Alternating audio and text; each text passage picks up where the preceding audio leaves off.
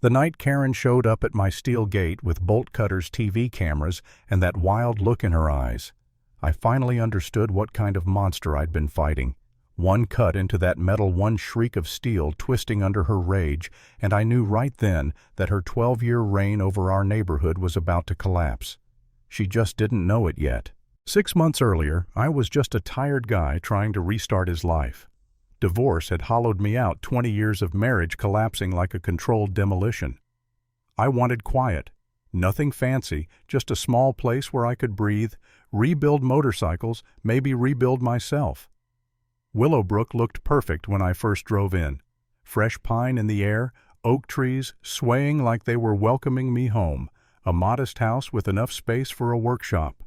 The realtor kept bragging about the wonderful HOA, and like an idiot I believed her. Then I met Karen Peaton, 52, blonde bob so stiff it could stop a bullet, pastel cardigan pearls for absolutely no reason, and a Lexus white enough to blind a saint.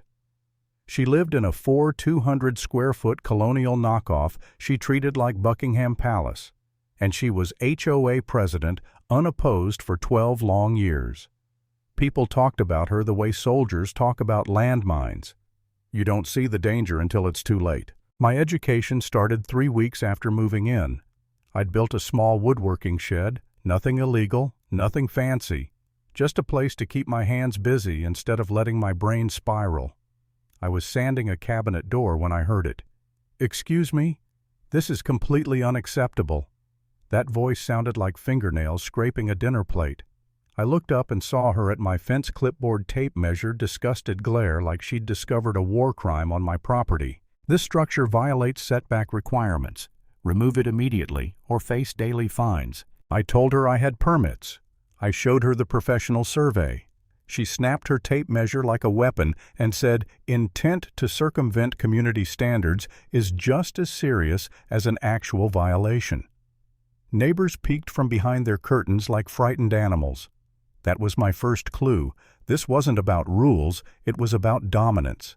Later that night, I sat at my dining table, cold coffee in hand, flipping through a binder of HOA bylaws thicker than my divorce papers.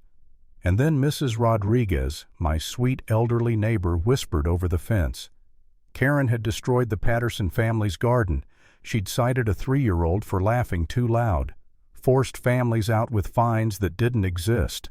Karen wasn't protecting property values, she was running a miniature dictatorship, and she had just chosen me as her next target.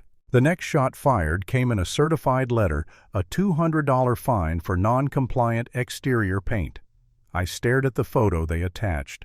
My house was the exact same beige as half the neighborhood. I compared paint samples, old records, the original builder's palette. The color Karen claimed was required. It didn't even exist in the HOA paperwork. That's when my engineer brain kicked in. If Karen wanted a war on paper, she'd get one. I went to county records, dug through dusty boxes until my fingers hurt, and found the clause. Karen probably prayed nobody would ever read rule changes required a 60% community vote. She hadn't gotten a single vote in over a decade. Feeling bold, I took my camera for a little morning walk past Karen's palace. Her fence, too tall, her shutters unapproved, her driveway extension completely illegal. When the HOA meeting came, Karen strutted to the front like she was hosting a royal coronation. She pointed at me and announced, "A disruptive newcomer is undermining legitimate community authority." I stood up slowly, walked to the front, and spread photos across the table. "Funny thing about legitimate authority, Karen. It applies to you, too." The room went dead silent. Then, like a wounded animal, Karen lashed back. 48 hours later, another violation appeared, parking a commercial vehicle. My work truck, parked in my driveway. The same truck she'd waved at me about a dozen times before. I looked at the photo she took and noticed her husband's pharmaceutical company car in the background. Commercial signage 10 times larger than mine. The hypocrisy would have been funny if it wasn't so pathetic. That pushed me deeper, into finances, contracts, receipts. And what I found made my head spin. Every major HOA contract, landscaping, pool, maintenance, snow removal belonged to one of Karen's relatives. Prices inflated beyond belief. Conservatively, she'd stolen $180,000 from homeowners. That's when I hit my lowest point. I sat in my workshop one night surrounded by sawdust and half-finished projects, wondering what the hell I'd gotten myself into. Karen sent violation after violation. My mailbox felt like a punching bag. Neighbors avoided me. Some even believed her garbage stories. The weight of the fight pressed on me like concrete. I asked myself, why am I doing this? What if I'm the problem? What if she's right and I really should just shut up and deal with it like everyone else? But then I thought about every scared neighbor, every family she'd pushed out, every kid she'd written up over nothing. And something inside me hardened. I wasn't fighting for a shed anymore. I was fighting for people who didn't know how or didn't feel safe enough to fight back.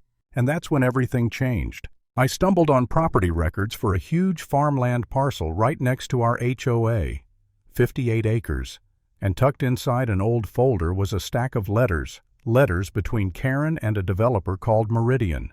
They'd been planning to sell our community's park and pool in exchange for $85,000 consulting fees, and they needed an easement access through the farmland that was suddenly for sale. I bought it the next morning. Just like that, I owned the one piece of land Karen desperately needed to complete her secret deal. I installed a massive steel gate with electronic locks, filed the land for agricultural use, and documented everything like I was preparing for a federal case. Because honestly, at that point, I was. Karen panicked. You could smell it in the air. She sent fake inspection contractors, including her brother-in-law, claiming my foundation was collapsing. She accused me of running a commercial business from my garage. She dumped her own renovation trash on my driveway and called code enforcement on me. But then she crossed the line into criminal territory. My cameras recorded someone Karen's height, Karen's clothes, sneaking onto my farmland at 2:47 a.m. and cutting irrigation lines, smashing sprinklers, trampling crops. The system caught her license plate as she fled. I sent everything to Detective Morrison. For the first time, Karen wasn't terrorizing anymore, she was unraveling. Her desperation peaked when she appeared at my gate, mid-afternoon, cardigan neatly buttoned, folder in hand, pretending to smile. "Marcus, we can reach a compromise," she cooed. "You remove this gate and I'll make all your problems disappear. The HOA can even offer compensation, maybe $5,000. I asked calmly, "Can you put that in writing?" Her smile cracked. She turned red, muttered excuses, and stormed off. I had the recording in my pocket. Meanwhile, the local newspaper published a full investigation exposing her financial schemes, sham violations, and developer deal. By morning, half the neighborhood was in shock. Karen responded with mass emails claiming I was mentally unstable and dangerous to the community. Then she tried to involve the police, filing a false report saying I had threatened her safety. The officer asked if I had anything to share. I handed him video of her vandalizing my farm, audio of the bribe copies of inflated contracts. His reaction said everything. By the time she called an emergency HOA meeting, her final stand, the community center felt like the eve of a historic trial. 47 residents showed up, some angry, some terrified, all waiting. Karen struck her gavel so hard it echoed like a gunshot. She launched into a dramatic speech about external threats and dangerous individuals undermining community safety, pointing at me like I was a criminal mastermind plotting to blow up the neighborhood. I let her finish. Then I walked to the front, set down my folder, and projected the first video onto the screen.